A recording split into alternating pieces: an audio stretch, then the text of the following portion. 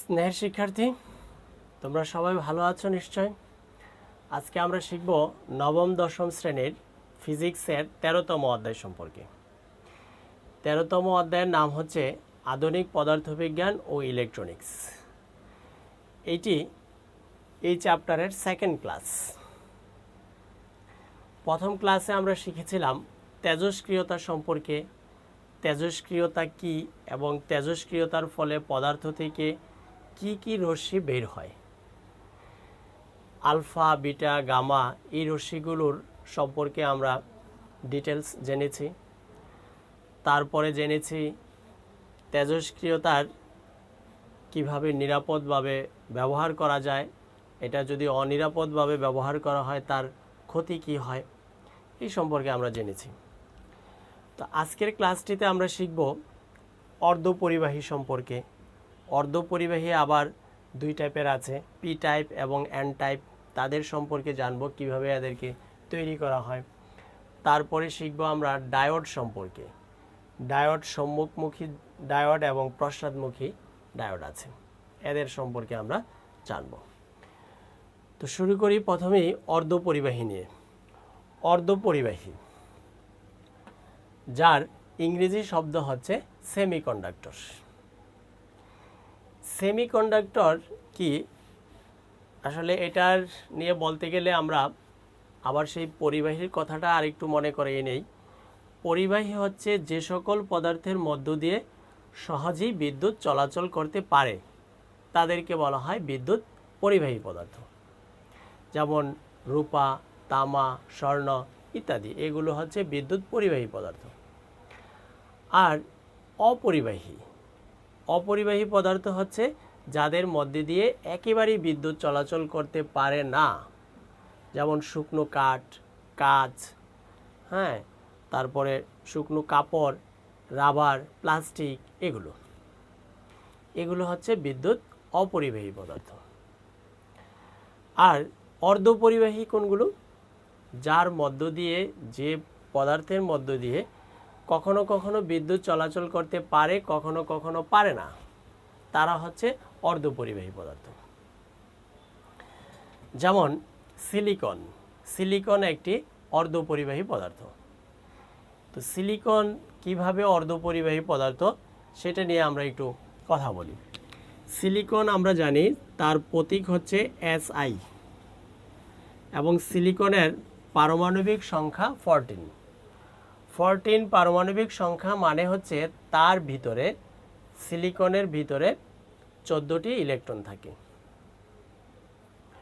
14টি electron থাকে এবং 14টি proton থাকে। এটা হচ্ছে সিলিকনের বৈশিষ্ট্য। তো সিলিকনের আমরা যদি ইলেকট্রন বিন্যাস করি, তার ইলেকট্রনগুলোকে যদি সাজিয়ে লিখি একটু, তাহলে এরকম হয়। SI, তার ভিতরের শক্তি স্তরে ইলেকট্রন আছে 2টি, দ্বিতীয় শক্তি স্তরে ইলেকট্রন আছে 8টি, তৃতীয় শক্তি স্তরে ইলেকট্রন থাকবে 4টি। 14টি ইলেকট্রন, 2, 8, 4। তাহলে কি দাঁড়াইলো? বহিস্থ শক্তি স্তরে ইলেকট্রন হচ্ছে 4টি। মূলত আমাদের যে বহিস্থ শক্তি স্তর, একটি পরমাণুর বহিস্থ শক্তি স্তরটাই সবচেয়ে বেশি ইম্পর্টেন্ট। এটা নিয়ে আমরা বেশি বিভিন্ন কিছু ব্যাখ্যা দেই, কাজে লাগাই। এই ক্ষেত্রে সেম, সিলিকনের বহিস্থ শক্তি স্তরে ইলেকট্রন আছে 4টি। এই 4টি ইলেকট্রন নিয়ে কি ঘটনা ঘটে সেটাই আমরা এখানে ব্যাখ্যা করব। তো সিলিকনের বহিস্থ শক্তি স্তরে 4টি ইলেকট্রন। এবার আমরা একটি যদি সিলিকনের চিপ নেই বা এক টুকরো সিলিকন নেই, এক টুকরা সিলিকন মানে হচ্ছে তার ভিতরে আবার অসংখ্য সিলিকনের পরমাণু আছে। এই পরমাণুগুলো একটু বড় করে আমরা আঁকবো। এই জন্য এই চিত্রটাকে এরকমভাবে এখানে দেখালাম, যে সিলিকনের চিপটাকে একটু বড় করে দেখালাম। তাহলে একটা সিলিকনের চিপের মধ্যে অনেকগুলো সিলিকনের পরমাণু আছে। প্রত্যেকটি পরমাণুর বাহিরে ইলেকট্রন আছে 4টি, প্রত্যেকটার বাহিরে যদি আমরা 4টা করে ইলেকট্রন দেই,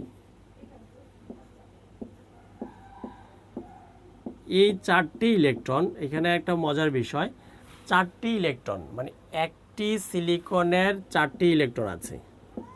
তো ওই 4টি ইলেকট্রন তার পাশের এই সিলিকনটার কথা যদি আমরা চিন্তা করি, এই সিলিকন তার চারপাশে আরও 4টি সিলিকন আছে, তাহলে তার নিজস্ব হচ্ছে 4টি ইলেকট্রন, কিন্তু বাহিরের চারপাশ থেকে আরও 4টি ইলেকট্রন, 4টি পরমাণুর 4টি ইলেকট্রনের সাথে সে সমযোজী বন্ধন তৈরি করবে, যুক্ত হবে। তাহলে প্রত্যেকটা সিলিকনের চারপাশে ইলেকট্রন হয়ে গেল মোট 8টি, নিজের 4টি, আর চারপাশের থেকে আরও একটা একটা করে মোট হয়ে গেল তার চারপাশে 8টি ইলেকট্রন। প্রত্যেকটি সিলিকনের তাহলে চারপাশে মোট দাঁড়াইলো হলো 8টি ইলেকট্রন।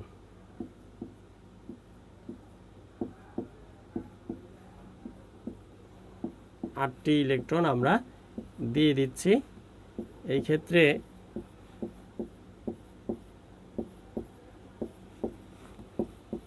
এইভাবে যুক্ত আছে সিলিকনগুলো। আচ্ছা, এবার আমরা খেয়াল করি 8টি ইলেকট্রন যখন কোনো পরমাণুর চারপাশে থাকে, ওই পরমাণুটাকে বলা হয় স্থিতিশীল অবস্থায় আছে। মানে ওই পরমাণুটায় ইলেকট্রন আদান প্রদান বা ইলেকট্রনকে ছেড়ে দেওয়া এই কাজগুলো করে না, কারণ সে অষ্টক নিয়মে আছে। এখানেও প্রত্যেকটি সিলিকন অষ্টক নিয়মে উপস্থিত, মানে তাদের মধ্যে খুব একটা স্থিতিশীলতা বিদ্যমান। তারা ইলেকট্রন ছাড়ে না, কারো থেকে ইলেকট্রন গ্রহণও করে না। তো যদি ইলেকট্রনের প্রবাহ না থাকে, ইলেকট্রন যদি চলাচল না করে, তাহলে ওই পদার্থের মধ্যে দিয়ে তো বিদ্যুৎ চলাচল করে না, কারণ আমরা জানি বিদ্যুৎটা মূলত হচ্ছে ইলেকট্রনের প্রবাহ। ইলেকট্রিসিটি মানে হচ্ছে ইলেকট্রনের প্রবাহ। আমরা যদি কেমিস্ট্রির 5ম অধ্যায়টার কথা মনে করি, 5ম অধ্যায়ের লাস্টের দিকে আছে যে ধাতুসমূহ বিদ্যুৎ পরিবাহী কেন। মনে আছে সবার? ধাতুগুলো বিদ্যুৎ পরিবাহী কারণ ধাতুগুলোকেও যদি আমরা এইভাবে চিত্র আঁকি, দেখব তাদের বহিস্থ শক্তি স্তরে 1টি 2টি অথবা 3টি ইলেকট্রন আছে, কম সংখ্যক ইলেকট্রন আছে। ওই কম সংখ্যক ইলেকট্রন সহজেই তার নিউক্লিয়াস থেকে দূরে থাকার কারণে সহজেই চলাচল করতে পারে, মুভ করতে পারে, সঞ্চারণ করতে পারে। সঞ্চারণ মানে চলাচল করতে পারে। তাহলে ইলেকট্রন চলাচল করতে পারে বলেই ধাতুসমূহ হচ্ছে বিদ্যুৎ পরিবাহী। কিন্তু এখানের ঘটনা কি হচ্ছে, সিলিকনের বাইরে ইলেকট্রন আছে 8টি। তো 8টি ইলেকট্রন ওই যে স্থিতিশীল হয়ে যাওয়ার কারণে এখানে কোনো ইলেকট্রন চলাচল করে না। তাই সিলিকন আসলে অনেকটা হচ্ছে অপরিবাহী পদার্থের মতো। তবে বেশি তাপ প্রয়োগ করলে কখনো কখনো 2-1টা ইলেকট্রন একটু মুভ করে। এই জন্য সিলিকনকে অপরিবাহী না বলে বলা হয় অর্ধপরিবাহী। ক্লিয়ার? তো এই যে কখনো কখনো সে পরিবহন করে, এই জন্য অর্ধপরিবাহী। কিন্তু সিলিকনের চিপের ব্যবহার বর্তমানে ব্যাপক। সব ইলেকট্রনিক সামগ্রীর মধ্যে এই চিপ আছে, সিলিকনের চিপ আছে। তো এত কম পরিমাণে তার বিদ্যুৎ চলাচল করে, মানে অর্ধপরিবাহীটাও খুব নিম্নমানের অর্ধপরিবাহী। কিন্তু ইলেকট্রনিক সামগ্রীতে ব্যবহার করার জন্য তার মধ্যে দিয়ে ইলেকট্রনের চলাচল আরেকটু বেশি হওয়া প্রয়োজন, মানে অর্ধপরিবাহীর মানটা আরেকটু ভালো হওয়া প্রয়োজন। তাই বিজ্ঞানীরা এই সিলিকনের চিপকে একটু মডিফাই করলো। মডিফাই হচ্ছে, এখানে তো এই চিপের মধ্যে সবগুলো পরমাণুই হচ্ছে সিলিকন, তখন এই চিপের মধ্যে সবগুলো পরমাণুকে সিলিকন না রেখে তার 2-1টা জায়গার মধ্যে অন্য পরমাণু বসিয়ে দেওয়া হলো, ভেজাল করে দেওয়া হলো। এতক্ষণ আছে শুধুই সিলিকন, এখন শুধু সিলিকন না রেখে অন্য পরমাণু 2-1টা বসাবো। এখন কোন পরমাণু আমরা সেটাকে বসাবো? যদি আমরা বিভিন্ন টাইপের পরমাণু আছে, এখন কোনটা বসাবো এটা ডিপেন্ড করে আসলে আমরা আবার কোন ধরনের অর্ধপরিবাহী তৈরি করব তার উপর। কারণ অর্ধপরিবাহী পদার্থ আবার 2 প্রকার। পি টাইপ অর্ধপরিবাহী আর একটা হচ্ছে এন টাইপ অর্ধপরিবাহী। তো যদি আমরা পি টাইপ অর্ধপরিবাহী তৈরি করতে চাই তাহলে কি ঘটনা ঘটবে সেটা একটু দেখি। যে আমরা পি টাইপ অর্ধপরিবাহী তৈরি করতে চাচ্ছি,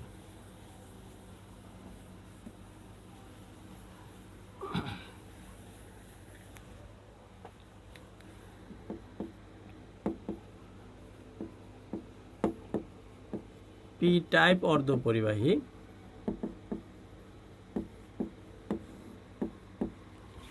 এই পি হচ্ছে পজিটিভ ধরনের অর্ধপরিবাহী। তো যদি আমরা পি টাইপ অর্ধপরিবাহী তৈরি করতে চাই তাহলে তার সাথে এমন পরমাণু যুক্ত করতে হবে যেই পরমাণুর বহিস্থ শক্তি স্তরে ইলেকট্রন সিলিকনের চাইতে একটি কম আছে। এমন পরমাণু কি? বোরন। বোরন এর পারমাণবিক সংখ্যা হচ্ছে 5। তার যদি আমরা ইলেকট্রন বিন্যাস দেখি, এর বহিস্থ শক্তি স্তরে 3টি ইলেকট্রন থাকবে, ভিতরে 2টি আর বাহিরে থাকবে 3টি ইলেকট্রন, 5টি টোটাল।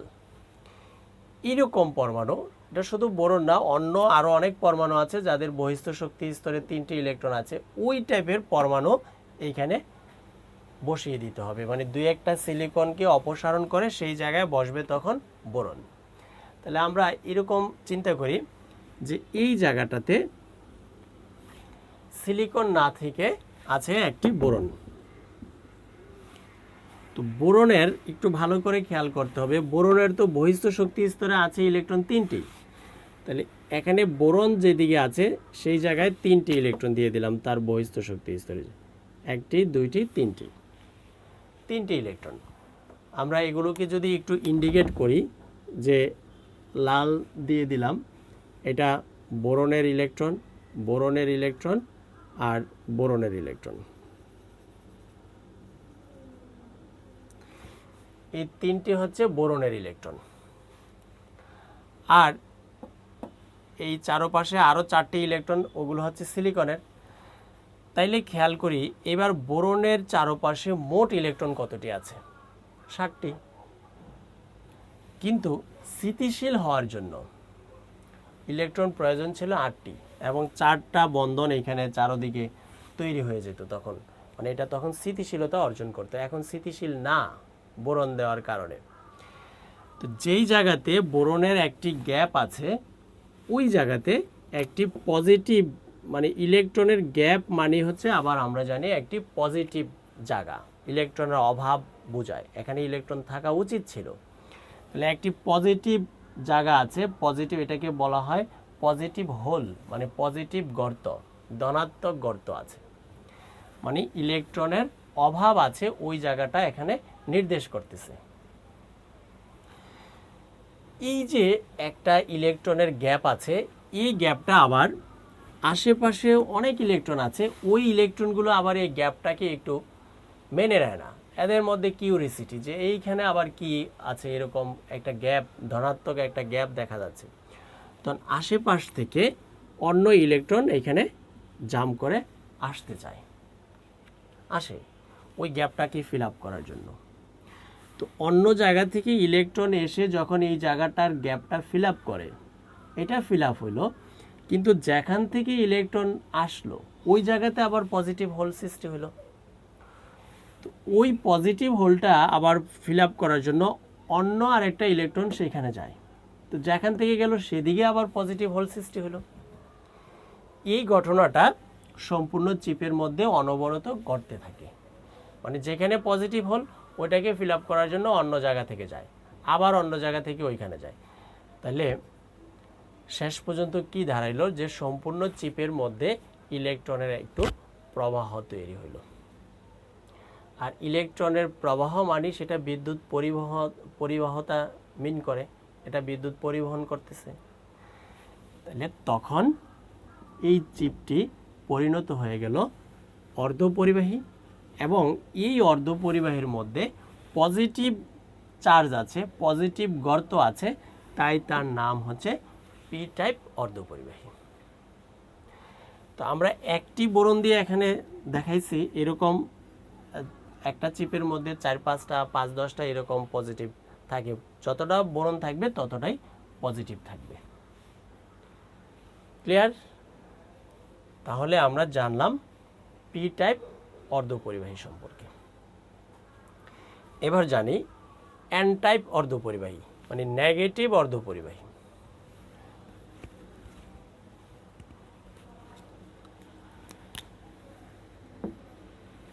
এন টাইপ অর্ধপরিবাহী হচ্ছে, পি টাইপের বিষয়টা যদি আমাদের কাছে ক্লিয়ার থাকে তাহলে এন টাইপ অর্ধপরিবাহীটাও সহজেই আমরা বুঝতে পারবো। এই ক্ষেত্রে এমন পরমাণু আমরা যুক্ত করব, ওই বেজালি সিলিকনের সাথে আবার বেজাল দেওয়া, মানে আবার সবটা সিলিকন আছে এরকম চিন্তা করব, এবং এইবার এমন পরমাণু সিলিকনের মধ্যে দিব 2-1টা সিলিকনকে রিপ্লেস করে, যার বহিস্থ শক্তি স্তরে সিলিকনের চাইতে একটি ইলেকট্রন বেশি আছে, মানে সিলিকনের বাইরে আছে 4টি, তাহলে এমন পরমাণু সিলেক্ট করতে হবে যার বহিস্থ শক্তি স্তরে ইলেকট্রন আছে 5টি। তো 5টি ইলেকট্রন আছে এরকম পরমাণু আমরা পাবো, অনেক আছে। এর মধ্যে একটির উদাহরণ আমরা বলতে পারি ফসফরাস। ফসফরাস হচ্ছে 15, তার বহিস্থ শক্তি স্তরে ইলেকট্রন হচ্ছে 5টি। তাহলে ফসফরাসের আমরা বহিস্থ শক্তি স্তরটা আঁকলাম, শুধু বহিস্থ শক্তি স্তরে ইলেকট্রন থাকবে 5টি, 4টি দেখাইলাম আর একটি এখানে জোড়া বাবা আছে। তো ফসফরাস দিয়ে যদি এবার ওই আগে যেখানে বোরন বসাইছিলাম ওই জায়গাতে যদি এবার ফসফরাস দিয়ে দিই, তাহলে কি ঘটনা ঘটবে? কারণ ফসফরাসের তো ইলেকট্রন আছে 5টি, তাহলে ফসফরাসের ইলেকট্রন আমরা 5টি দেখাবো, লাল কালি দিয়ে 5টি ইলেকট্রন দেখাইলাম। চারোপাশে 4টি দেওয়ার পর আরও একটি ইলেকট্রন অতিরিক্ত থেকে যাবে। তো এই যে অতিরিক্ত যে ইলেকট্রনটি, ওই ইলেকট্রনটি ঋণাত্মক চার্জ বহন করতেছে। এবার ফসফরাসের চারদিকে কি ঘটল? মোট 9টি ইলেকট্রন থাকার কথা ছিল। স্থিতিশীল হইতে চাইলে ইলেকট্রন প্রয়োজন ছিল 8টি, কিন্তু এবার ইলেকট্রন আছে আরও একটি বেশি, 9টি। তাহলে এইটাও স্থিতিশীল না। এখানে যে একটি ইলেকট্রন বেশি আছে, এটা আবার যেই জায়গাতে ফসফরাসের চারপাশে আছে এখানে আবার সে থাকতে চায় না, সে জাম্প করে অন্য জায়গায় যেতে চায়, অন্য লাফ দিয়ে আরেকটাকে গিয়ে সরায় সেই জায়গাটা দখল করে। তাহলে যেখানে গিয়ে আরেকজনকে সরাই দিল সেদিকে আবার ইলেকট্রন একটা বেড়ে গেল, তো ওই জায়গার ইলেকট্রনটা আবার আরেকটাকে গিয়ে সরায়, ওইটা আবার আরেকটাকে সরায়। তাহলে ফাইনালি কি দাঁড়াচ্ছে? সম্পূর্ণ চিপের মধ্যে আবার ইলেকট্রনের একটা আলোড়ন, ইলেকট্রনের একটা প্রবাহ তৈরি হচ্ছে। এই প্রবাহটা হচ্ছে ঋণাত্মক প্রবাহ। আগের প্রবাহটা ছিল ধনাত্মক, এখন হচ্ছে ঋণাত্মক প্রবাহ। তো ঋণাত্মক হোক ধনাত্মক হোক, যে ইলেকট্রনের যে প্রবাহ হচ্ছে ঋণাত্মক চার্জের জন্য অথবা ধনাত্মক চার্জের জন্য, কিন্তু ইলেকট্রন তো চলাচল করতেছে। ইলেকট্রন চলাচল করলেই পরিবাহিতা এখানে বাড়তেছে, প্রকাশিত হচ্ছে। তো এই জায়গায় ঋণাত্মক কারণে এটা হচ্ছে নেগেটিভ, অর্থাৎ এন টাইপ অর্ধপরিবাহী। তাহলে এটা হচ্ছে এন টাইপ অর্ধপরিবাহী তখন, আর আগেরটি ছিল পি টাইপ অর্ধপরিবাহী। আশা করি ক্লিয়ার তোমাদের কাছে। পজিটিভ মানে পি টাইপ অর্ধপরিবাহী এবং এন টাইপ অর্ধপরিবাহী সম্পর্কে। এবার আমরা শিখব ডায়োড সম্পর্কে।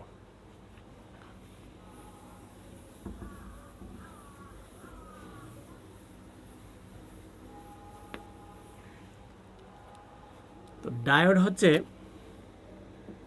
যদি দুইটি অর্ধপরিবাহী পদার্থ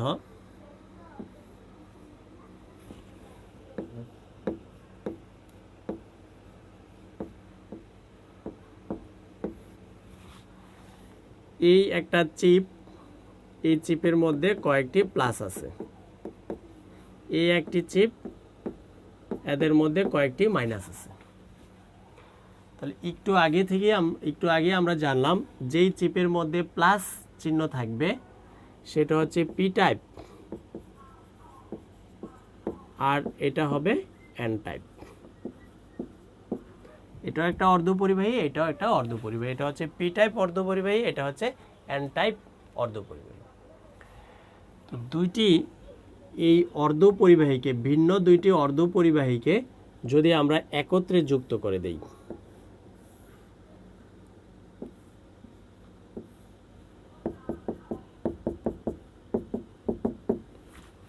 পি আর এন,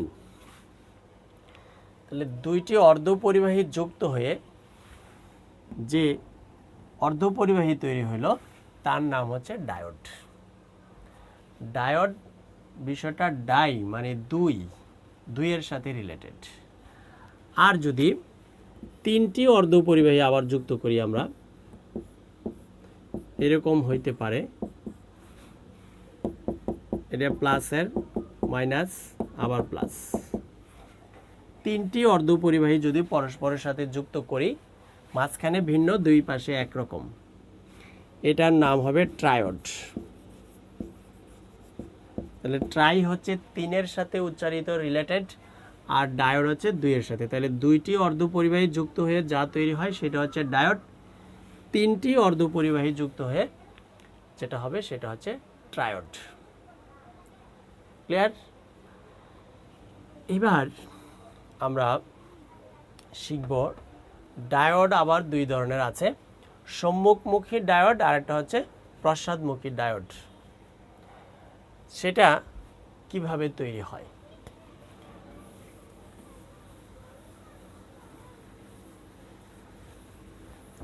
তো প্রথমে আমরা দেখি একটি ডায়োড,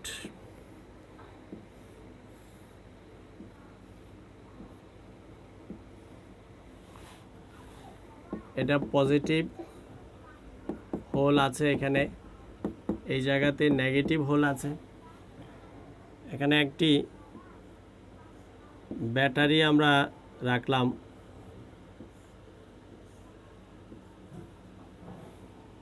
ব্যাটারির এই প্রান্তটা পজিটিভ আমরা জানি, আর ব্যাটারির এই প্রান্তটা হচ্ছে নেগেটিভ। এটা পি, এটা এন, পি এন ডায়োড। আবার যদি আমরা ডায়োডটাকে ঘুরিয়ে দেই, এটা এন, এটা পি,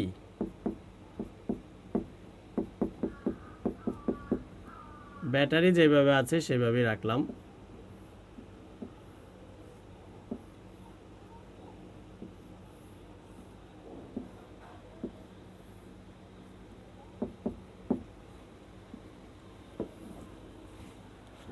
কি ঘটনা ঘটতেছে সেটা একটু আমরা খেয়াল করি। এই জায়গাতে পজিটিভ, ব্যাটারির পজিটিভটা ডায়োডের পজিটিভের সাথে, ব্যাটারির নেগেটিভের সাথে। তো আমরা জানি ব্যাটারির ঋণাত্মক প্রান্ত থেকে ইলেকট্রন বের হয়। ইলেকট্রন যদি বলা হয় বিদ্যুৎ কোন প্রান্ত থেকে, পজিটিভ থেকে, ইলেকট্রন কোন প্রান্ত থেকে, নেগেটিভ থেকে। তো ইলেকট্রন এই প্রান্ত থেকে বের হচ্ছে, গিয়ে এই যে ইলেকট্রন আছে এখানে ইলেকট্রনের পরিমাণ তখন আরও বাড়বে, আর ব্যাটারির ধনাত্মক প্রান্ত এখান থেকে ইলেকট্রন আশা করবে, ইলেকট্রন পেতে চায়। তাহলে এখানের ইলেকট্রনগুলো তখন এই যে মাঝখানের যে জোড়া আছে, মাঝখানের যে বাধা আছে, এই বাধাটা অতিক্রম করে ইলেকট্রনগুলো এখানে আসবে, এসে এগুলোকে অতিক্রম করে এই প্রান্ত দিয়ে পজিটিভের মধ্যে আসবে ইলেকট্রনগুলো। তাহলে সম্পূর্ণ বর্তনীটা এখানে কমপ্লিট হলো। এই জায়গা থেকে ইলেকট্রন গিয়ে এভাবে সামনের দিকে চলে আসলো। এই যে ইলেকট্রনের প্রবাহ চালু হইলো, এটা একটা ডায়োড, এবং সেইখানে হচ্ছে সম্মুখমুখী যোগ বলে এটাকে। সম্মুখ মানে সামনের দিকে, সম্মুখমুখী যোগ। যোগ মানে এখানে প্রবণতা, মানে সামনের দিকে যাওয়ার প্রবণতা। আর এই চিত্রের ক্ষেত্রে কি ঘটে, এই ক্ষেত্রে ঋণাত্মক প্রান্ত, ব্যাটারির ঋণাত্মক প্রান্ত পজিটিভ অংশের সাথে, ডায়োডের পজিটিভ অংশের সাথে যুক্ত আছে।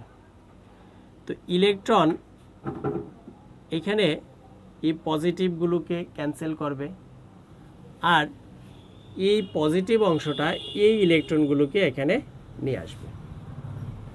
তাহলে এই ইলেকট্রনগুলো আসবে এদিকে, আর এখান থেকে পজিটিভগুলো আসবে এই ঋণাত্মকের কাছে। তাহলে এই যে মাঝখানে কোনো বাধা অতিক্রম করে ইলেকট্রন এখান থেকে এদিকে যাচ্ছে না, কারণ যে ইলেকট্রনগুলো এই পজিটিভের কারণে এইখানেই প্রশমিত হয়ে যাচ্ছে। তাহলে বাধা অতিক্রম করে এগুলো আর সামনের দিকে এগিয়ে যাচ্ছে না, এগুলো পরস্পর বিপরীত দিকে চলে যাচ্ছে। ইলেকট্রনগুলো এদিকে, প্লাসগুলো এদিকে, বিপরীতমুখী। এই জন্য এটাকে বলা হয় বিপরীতমুখী যোগ, বিপরীতমুখী অথবা পশ্চাদমুখী, পশ্চাদমুখী মানে পেছনের মুখী যোগ বলা হয়। তো দুইটার ক্ষেত্রে পার্থক্য আছে, এই ক্ষেত্রে সম্পূর্ণ বর্তনী দিয়ে বিদ্যুৎ চলাচল করতে পারে, এই ক্ষেত্রে সম্পূর্ণ বর্তনী দিয়ে বিদ্যুৎ চলাচল করতে পারে না। তাহলে ফাইনালি এই সম্মুখমুখী যোগটা হচ্ছে বিদ্যুৎ পরিবাহী, আর পশ্চাদমুখীটা হচ্ছে বিদ্যুৎ অপরিবাহী।